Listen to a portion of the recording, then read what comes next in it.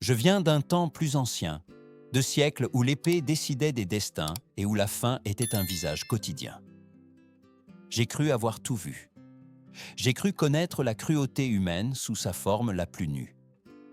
Mais quand mes yeux se sont posés sur ce qu'on appelait l'ère victorienne, j'ai compris que le mal n'avait pas disparu avec le temps. Il avait juste appris à mieux s'habiller. Devant moi se dressaient des usines fumantes, des rues éclairées au gaz et des bâtiments proclamant le progrès. Les hommes de cette époque parlaient de morale, d'ordre, de civilisation. Cependant, sous cet éclat soigneusement poli, battait un cœur sombre, aussi implacable que n'importe lequel que j'avais connu au Moyen Âge. Ce siècle se présente comme un âge d'or, un triomphe de l'ingéniosité humaine. Mais en marchant dans ses ombres, j'ai découvert une autre vérité. J'ai vu des enfants courbés avant même de connaître l'enfance. J'ai vu des corps consumés par le travail et des âmes piégées dans un système qu'ils appelaient le progrès. Les puissants célébraient l'industrie tandis que les faibles en payèrent le prix. La justice n'existait que dans les discours, pas dans les rues, ni dans les ateliers où la vie s'épuisait jour après jour. En tant que narrateur d'un monde ancien, je n'ai pu m'empêcher de comparer. À mon époque, la brutalité était directe, visible, sans masque. Ici, en revanche, la violence se cachait derrière des contrats, des lois et des promesses de prospérité. La pauvreté était punie comme un crime et l'exploitation était appelée sacrifice. Tout était fait au nom de l'avenir, même si cet avenir n'arrivait jamais pour les mêmes. L'ère victorienne était fière de sa science, de son ordre et de sa prétendue supériorité morale. Mais plus j'observais, plus l'illusion devenait claire. Le progrès n'avait pas apporté la compassion, seulement de nouvelles formes de domination. Les machines rugissaient comme des bêtes de fer, dévorant non seulement le charbon et le coton, mais aussi l'espoir de ceux qui en dépendaient pour survivre. Cette histoire n'est pas un chant nostalgique, ni une simple accusation. C'est une descente dans les entrailles d'un temps qui a refusé de se regarder dans le miroir. Tout au long de ce récit, tu découvriras comment la violence et l'injustice ont adopté des formes acceptables, comment la souffrance s'est normalisée et comment une société entière a appris à détourner le regard.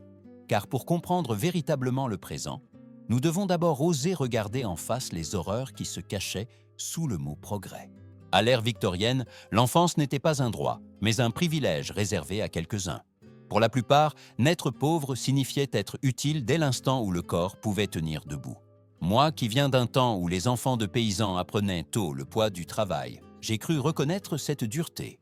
Mais ici, la cruauté atteignait une autre dimension. Il ne s'agissait pas d'aider la famille à survivre, mais d'être absorbé par un système qui voyait dans les petits corps un outil bon marché et silencieux. Des enfants d'à peine 5 ans étaient envoyés dans les usines, les mines et les ateliers. Leurs petites mains étaient idéales pour des tâches que les adultes ne pouvaient pas accomplir avec la même rapidité. Dans les usines textiles, ces enfants rampaient entre les machines en mouvement pour réparer les fils cassés, sachant qu'une erreur pouvait leur coûter un bras, une jambe ou la vie. Le bruit constant, la poussière dans l'air et la peur permanente faisaient partie de leur apprentissage quotidien. Il n'y avait pas de jeu, pas d'école, seulement des journées interminables qui commençaient avant l'aube et se terminaient lorsque le corps ne répondait plus. Dans les mines de charbon, la situation était encore plus impitoyable. Certains enfants travaillaient comme trappeurs, assis pendant des heures dans l'obscurité absolue, ouvrant et fermant des portes pour ventiler les tunnels. D'autres, connus sous le nom de hurriers, traînaient de lourdes charges dans des passages étroits, respirant un air vicié jusqu'à ce que leurs poumons brûlent. Ces enfants grandissaient courbés, marqués par l'effort avant d'avoir connu la jeunesse. L'éducation, disait-on, était un luxe inutile pour ceux qui étaient nés pour travailler. De mon point de vue médiéval, je comprenais l'amère ironie. À mon époque, la misère était évidente et personne ne prétendait que c'était autre chose. Ici, en revanche, l'exploitation était justifiée comme une nécessité économique, comme une étape inévitable vers le progrès. On parlait de développement tandis qu'on volait l'avenir de générations entières. Les rapports commencèrent à circuler, les voix de protestation à s'élever. Mais pendant des années, le système continua de fonctionner sans remords. L'enfance fut sacrifiée sur l'autel de l'industrie et la société apprit à accepter ce prix comme quelque chose de normal. Plus j'avançais dans mon observation de cette ère, plus il devenait évident que les usines et les mines n'étaient pas des lieux de travail, mais des terrains d'essai où la vie enfantine se mesurait en résistance et en silence. J'avais vu des ateliers sombres à mon époque, des forges où la sueur se mêlait à la suie, mais je n'avais jamais assisté à une machinerie aussi impitoyable et constante. Ici, le jour n'était pas régi par le soleil, mais par le rythme incessant des engrenages qui ne s'arrêtèrent jamais. Et les enfants étaient des pièces remplaçables dans ce mécanisme. Dans les usines textiles, le danger guettait à chaque instant. Les machines tournaient à une vitesse qui ne pardonnait aucune distraction. Les enfants se glissaient entre les rouleaux et les courroies pour réparer les fils cassés, le corps recroquevillé et le cœur battant la chamade. Un faux pas suffisait pour être pris au piège. Des doigts arrachés, des bras mutilés et des corps écrasés n'étaient pas des accidents exceptionnels, mais des conséquences habituelles. Quand quelqu'un était blessé, la production ne s'arrêtait pas. Un autre enfant prenait sa place et le bruit continuait comme si rien ne s'était passé. Les mines offraient un enfer distinct, plus silencieux et asphyxiant. Sous terre, l'air devenait épais et la lumière était à peine présente. Les enfants avançaient dans des tunnels étroits, traînant des wagons chargés de charbon, avec des sangles attachées à la taille et le dos courbé par le poids.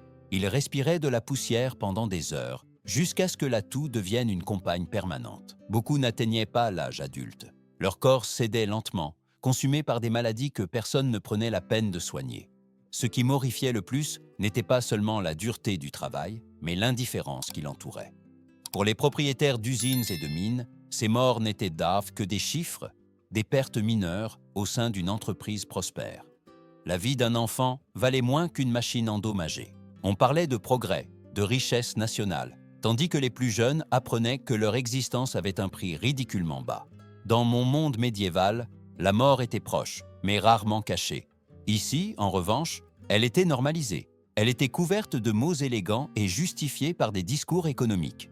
Les rapports décrivant ces conditions commencèrent à circuler, racontant des enfants qui travaillaient 14 heures par jour, des petits corps contraints de supporter des charges impossibles.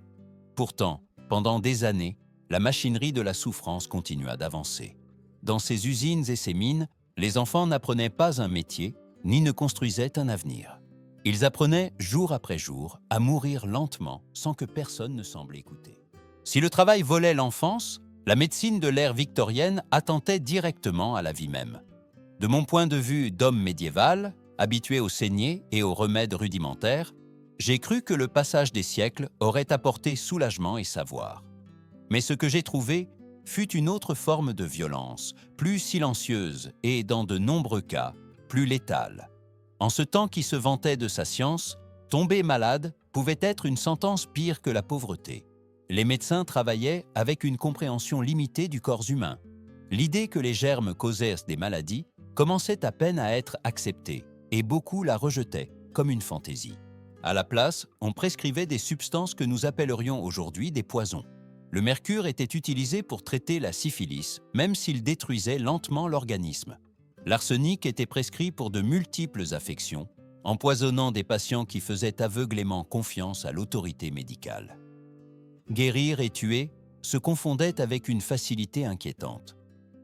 La chirurgie était une expérience proche de la torture. Jusqu'à une bonne partie du siècle, les opérations étaient réalisées sans anesthésie. Les cris des patients remplissaient les salles, tandis que les chirurgiens travaillaient rapidement, non par compassion, mais pour réduire la souffrance et éviter que la douleur ne provoque l'évanouissement ou la mort. Même après l'introduction du chloroforme et de l'éther, le danger persistait. Les instruments n'étaient pas stérilisés, les mains n'étaient pas lavées et les infections se propageaient sans contrôle. Survivre à l'opération ne garantissait pas de survivre aux jours suivants. Les hôpitaux, loin d'être des lieux de guérison, devenaient des foyers de maladie. Des lits sales, une ventilation inexistante et des corps entassés créaient l'environnement parfait pour que la mort se propage.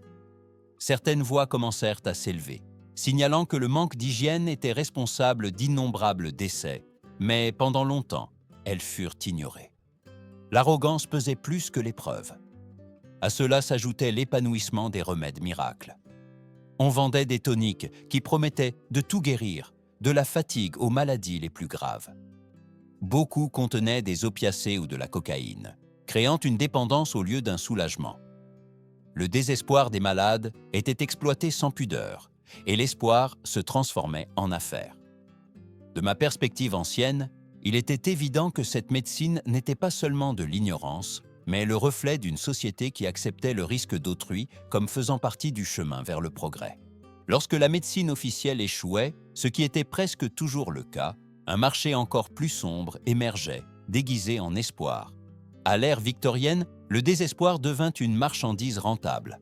Moi, qui avais vu des charlatans vendre des potions inutiles sur les places médiévales, j'ai cru reconnaître la tromperie. Mais ici, l'arnaque avait atteint une ampleur inquiétante, légitimée par des publicités, des étiquettes élégantes et des promesses que personne ne prenait la peine de tenir. Les soi-disant remèdes miracles inondaient les rues et les foyers. Ils étaient vendus comme des solutions universelles contre la douleur, la mélancolie, la toux, l'insomnie et tout mal imaginable. Des bouteilles scintillantes promettaient de redonner force et santé, mais leur contenu cachait des substances dangereuses. Opium, morphine et cocaïne étaient des ingrédients courants, offerts sans avertissement et consommés par des adultes, des personnes âgées et même des enfants. Le soulagement initial trompait, tandis que le corps commençait à exiger des doses de plus en plus importantes pour fonctionner. La dépendance n'était pas un effet secondaire inattendu, mais une conséquence délibérément ignorée. Les gens revenaient encore et encore pour la même bouteille, convaincus que sans elle, ils ne pourraient pas supporter la vie quotidienne. La douleur ne disparaissait pas, elle était seulement repoussée, et à chaque gorgée, la dépendance s'ancrait. Ces substances ne guérissaient pas les maladies, mais maintenaient les travailleurs debout assez longtemps pour rester utiles. De ma perspective médiévale, j'ai compris que ce n'était pas une médecine ratée, mais un outil de contrôle supplémentaire. Les fabricants s'enrichissaient tandis que les consommateurs s'affaiblissaient. Il n'existait pas de réglementation claire, ni d'obligation de révéler les ingrédients. L'ignorance du public était exploitée en toute impunité. Les médecins, dans de nombreux cas, détournèrent le regard ou recommandaient même ces produits, faisant partie d'un système où la santé importait moins que le profit. La frontière entre le traitement et le poison s'est complètement effacée. Ainsi, la société victorienne apprit à vivre avec un mensonge confortable. Il était plus facile de vendre l'espoir dans une bouteille que d'affronter les véritables causes de la souffrance. La douleur était anesthésiée, l'injustice restait intacte et le cycle continuait. Sous l'éclat du progrès, la dépendance se propageait silencieusement, laissant des corps dépendants et des volontés brisées, tandis que l'industrie de la tromperie prospérait sans entrave. À l'ère victorienne, la pauvreté n'était pas considérée comme un malheur, mais comme une faute morale qui devait être punie. De mon point de vue d'homme médiéval, habitué à voir des châtiments pour des délits visibles, il m'a été perturbant de découvrir qu'ici, il suffisait de devoir de l'argent pour perdre sa liberté. Peu importait la cause de la dette, une maladie, une mauvaise récolte ou un salaire misérable, le résultat était le même. Celui qui ne pouvait pas payer disparaissait derrière les murs d'une prison. Les prisons pour débiteurs se dressaient comme des monuments à l'inégalité. Des lieux comme Marshalsea, Fleet ou King's Bench enfermaient des milliers d'hommes et de femmes, et même des enfants, non pas pour violence ou vol, mais pour manque de ressources. L'emprisonnement n'avait pas de durée définie. On y restait jusqu'à l'acquittement de la dette, une ironie cruelle, car en étant prisonnier, on perdait toute possibilité de travailler et de réunir l'argent nécessaire pour en sortir. C'était un cercle fermé, conçu pour ne pas être brisé. À l'intérieur de ces prisons, la vie était dépourvue de toute dignité. L'État ne fournissait ni nourriture, ni vêtements, ni lit. Chaque prisonnier devait se débrouiller comme il pouvait. Ceux qui avaient des proches ou des amis en dehors des murs pouvaient recevoir de la nourriture ou de l'argent. Les autres faisaient face à la faim absolue. De ma perspective ancienne, même les donjons médiévaux semblaient moins hypocrites. Ici, la cruauté du châtiment n'était pas reconnue. Elle était présentée comme justice. Certaines familles, si elles en avaient les moyens, déménageaient à l'intérieur de la prison pour accompagner le débiteur. Femmes et enfants partageaient des cellules surpeuplées, respirant le même air vicié exposés à des maladies constantes. Les murs n'enfermaient pas seulement les coupables de dettes, mais entraînaient des générations entières dans la misère. La dette était héritée sous forme de souffrance. La cohabitation dans ces lieux était une lutte quotidienne. Les cellules, prévues pour quelques-uns, abritaient des dizaines de personnes. Il n'y avait ni hygiène, ni ventilation adéquate. L'odeur d'humidité et de maladie imprégnait tout. Les épidémies se propagèrent facilement et la mort devenait une présence habituelle. Mourir en prison pour une dette n'était pas une tragédie exceptionnelle, mais une conséquence acceptée. Beaucoup justifiaient ce système comme un moyen de maintenir l'ordre social. On disait que la peur de la prison enseignait la responsabilité.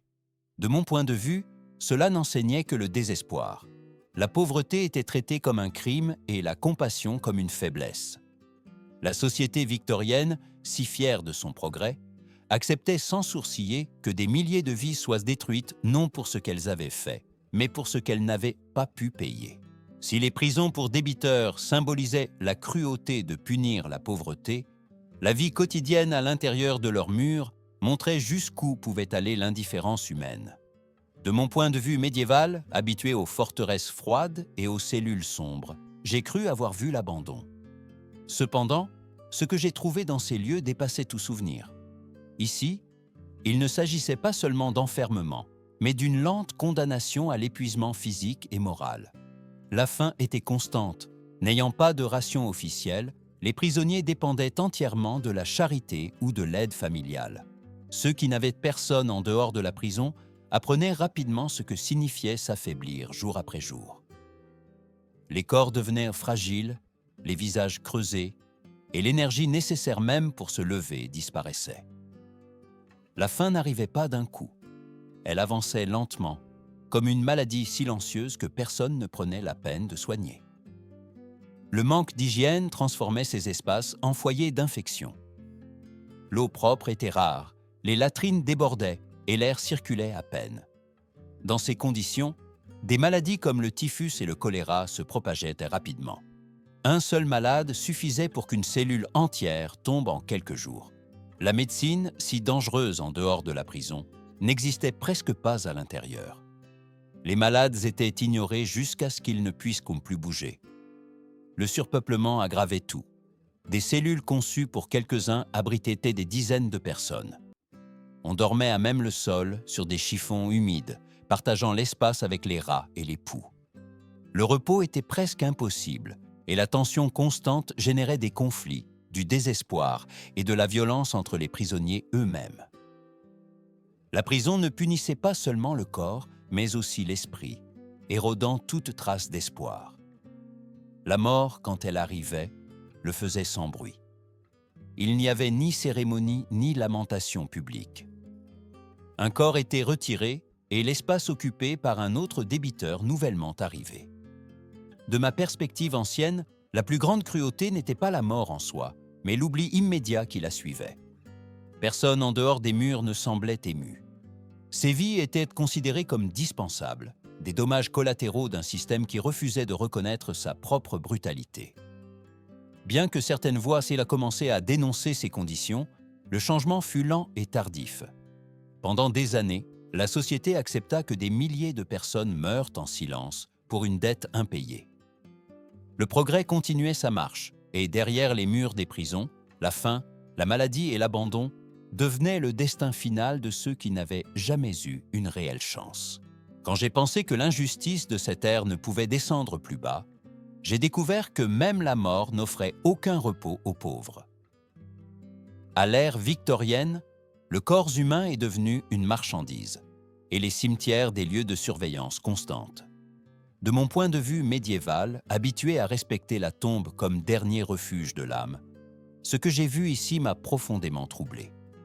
Le progrès scientifique avait ouvert une porte sombre, où la connaissance se nourrissait de cadavres volés.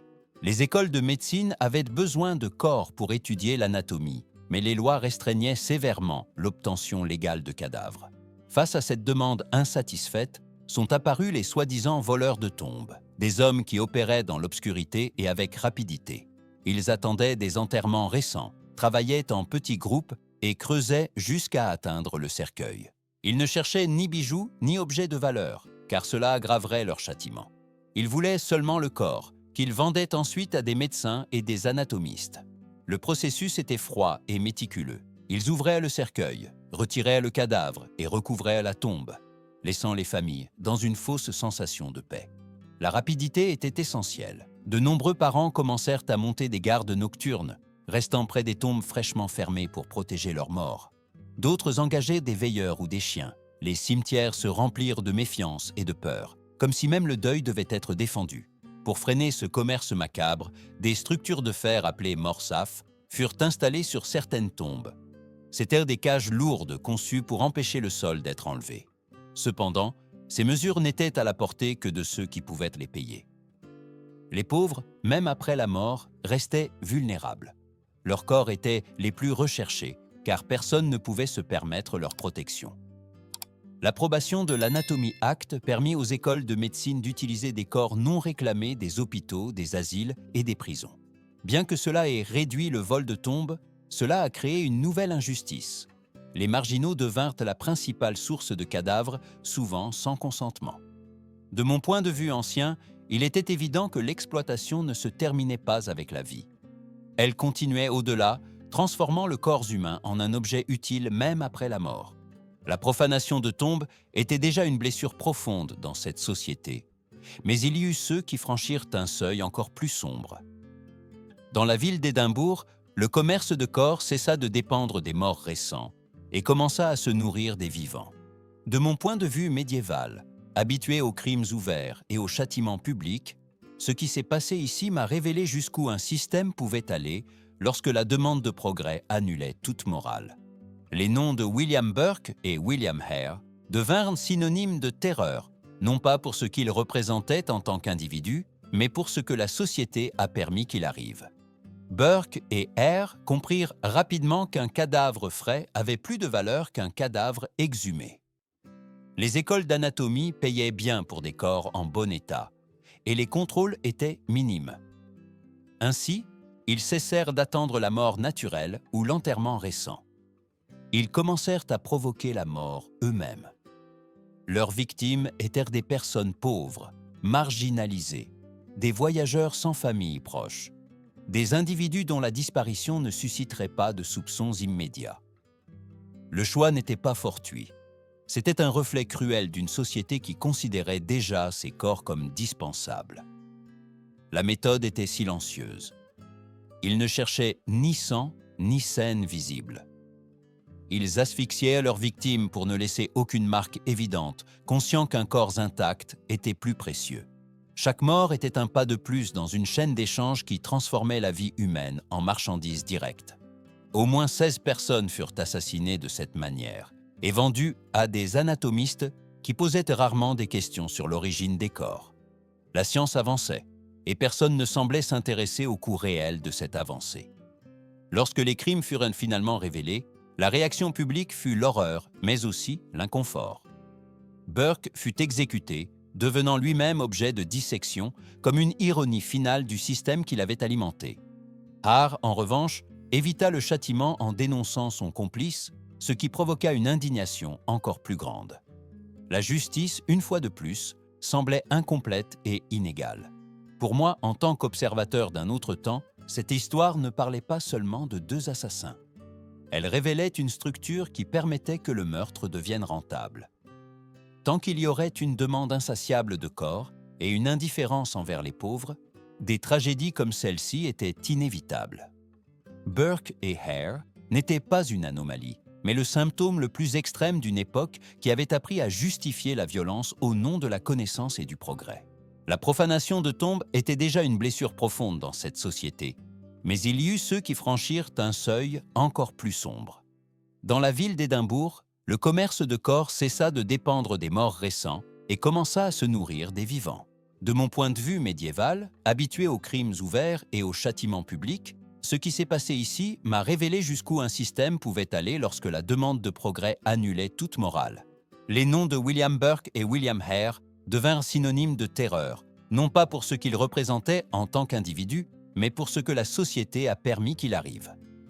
Burke et Hare comprirent rapidement qu'un cadavre frais avait plus de valeur qu'un cadavre exhumé.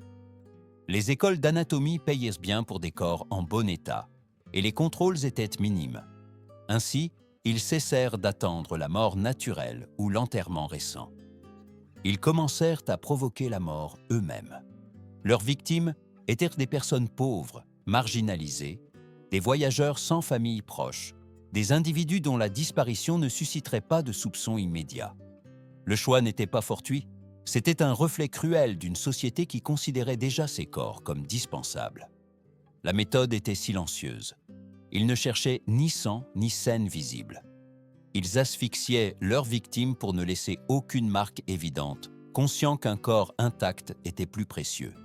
Chaque mort était un pas de plus dans une chaîne d'échange qui transformait la vie humaine en marchandise directe.